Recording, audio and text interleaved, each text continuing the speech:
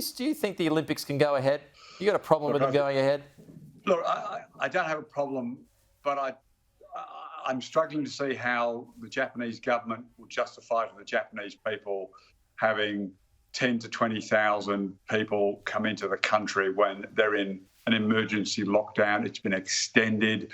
It's just getting really hard to see it going ahead. As much as everybody wants it, the athletes deserve it. They've already been through the 12-month delay. They've trained their hearts out for 4 years, now 5 years to be ready for it.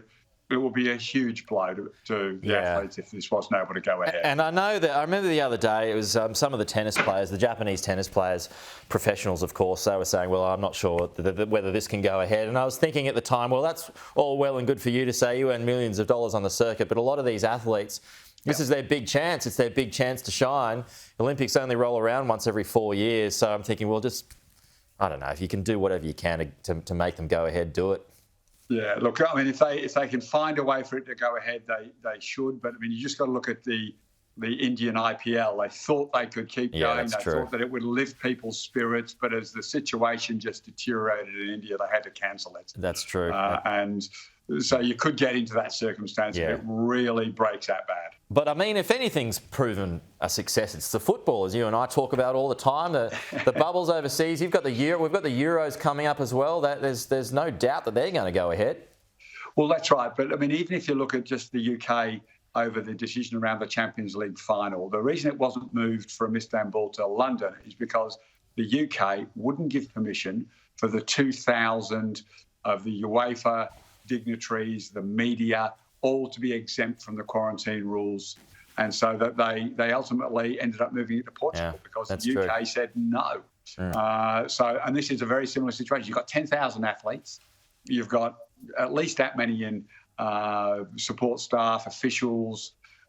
This would be a real challenge.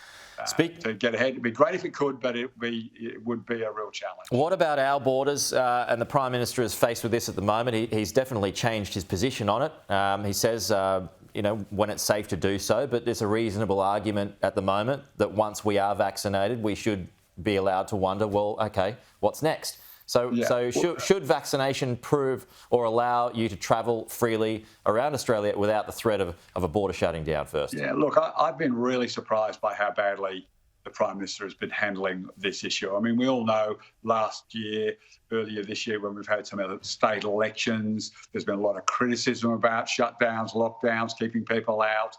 And we had the crocodile tears. People couldn't go to funerals. People couldn't go to weddings. No crocodile tears for 9,000 people in India.